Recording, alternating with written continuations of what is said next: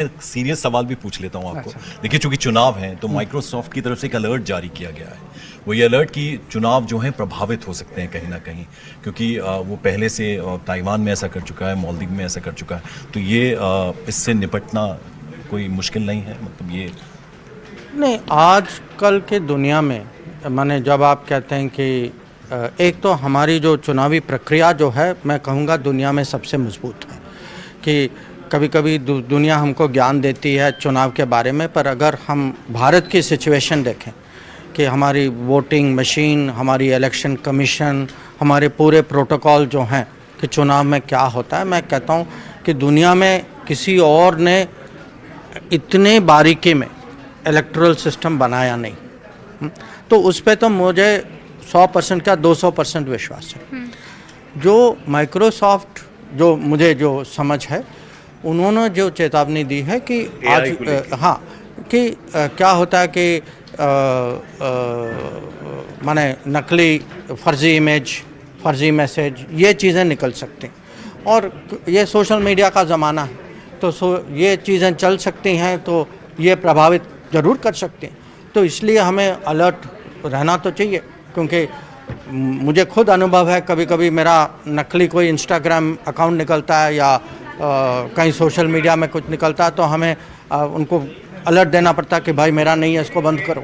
तो ये जो है, क्योंकि एआई का प्रयोग करके आजकल माने टेक्नोलॉजी वहाँ तक बढ़ चुकी है कि यहाँ ये जो आपत्ति, ये खतरा जो है, ये ज़रूर बढ़ सकता है। एआई की बात आपने की, लेकिन विपक्ष ये कहता है, और राहुल गांधी, आपने सुना होगा, सुप्रीम कोर्ट ने कह दिया है कि वीवीपैट जो है उनकी गिनती नहीं हो सकती, मुमकिन नहीं है।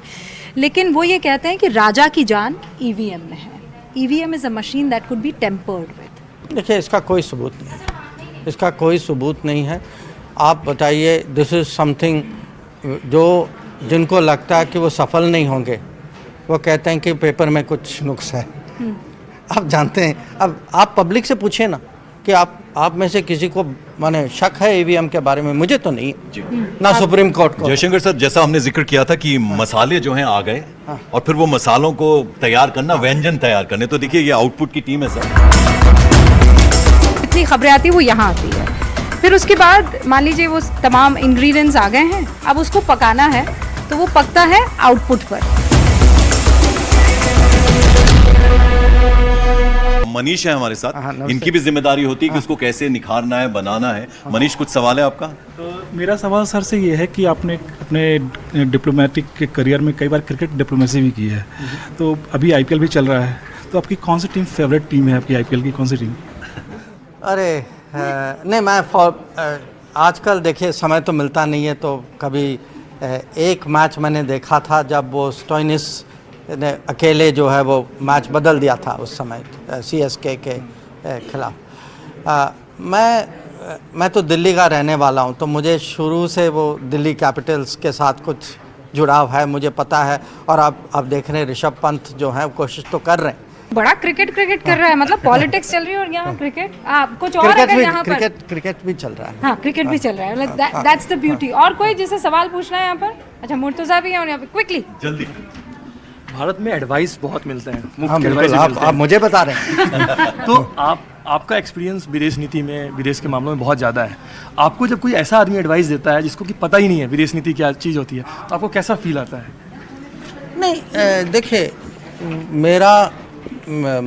मुझे जो है उतना ऐसा अनुभव नहीं है कि ज़्यादातर जो है जब विदेश नीति की बात करते हैं, लोग कुछ जानना चाहते हैं, कभी कभी प्रश्न पूछते हैं और ज्ञान नहीं देते, प्रश्न जेन्युइनली प्रश्न पूछ रहे हैं कि वो कुछ जानना चाहते हैं। जो मुझे एडवाइस जो मिलता है ज़्यादा, वो बाहर से मिलता है। जयशंकर सर, और कुछ लोग हैं, लेकिन एक सवाल और मैं आपसे जानना चाह रहा था। देखिए, आप चूंकि फॉरेन सेक्रेटरी रह चुके, उससे पहले एम्बेसडर रह चुके हैं, अब आप विदेश मंत्री हैं, विदेश जाने का सिलसिला आपका लगातार रहता है। भारत को लेकर अब किस तरह की सोच आप देखते हैं विदेशों के परिप्रेक्ष्य में, अगर हम बात करें तो? मुझे लगता है कि पिछले 10 साल में भारत के बारे में दुनिया की सोच काफ़ी बदल चुकी है। उसके मुख्य कारण ये हैं, एक तो जिस तरीके से हमने कोविड को हैंडल किया। आप लोग को हो सकता कि पता हो कि जब कोविड शुरू हुआ था, हमें कम से कम हमें जानकारी मिली थी, मैं जनवरी 2020 की बात कर रहा हूँ, उस समय एक G20 की बैठक हुई, वर्चुअल बैठक हुई।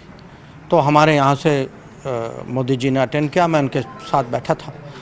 और उस समय G20 की बैठक में सबसे बड़ी चिंता जो थी उन देशों में भारत के बारे में थी, क्योंकि ये कहा गया, जो ब्रीफर जो थे उन्होंने कहा कि अगर कोई ऐसा देश है जहाँ हेल्थ सिस्टम नहीं है, दवाई नहीं है, पब्लिक इंफ्रास्ट्रक्चर ख़राब है, तो और जो बिल्कुल महामारी को बर्दाश्त नहीं कर पाएगा, वो भारत है। तो वहाँ से हम शुरू हुए और फिर लोगों ने देखा कि अगले 2 साल के अंदर वही देश जिसके बारे में आप चिंतित थे, उसी देश ने करीब 100 देशों को वैक्सीन सप्लाई किया।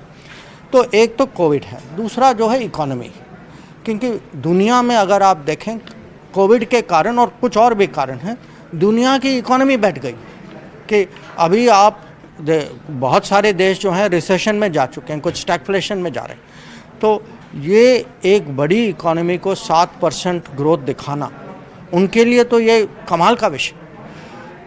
तीसरा बात मैं कहूँगा, हमारी जो डिजिटल डिलीवरी है, ये इस पे बहुत दुनिया में बहुत बड़ी चर्चा हो रही है कि हम जो हैं आज डिजिटल डिलीवरी के कारण हम राशन दे पाते हैं, 80 करोड़ लोगों को राशन दे पाते हैं। हम जो हैं 30 करोड़ लोगों को आयुष्मान भारत में जन आरोग्य योजना के तहत उनकी जो स्वास्थ्य, उनके जो हेल्थ नीड्स जो हैं वो हम कर पाते हैं।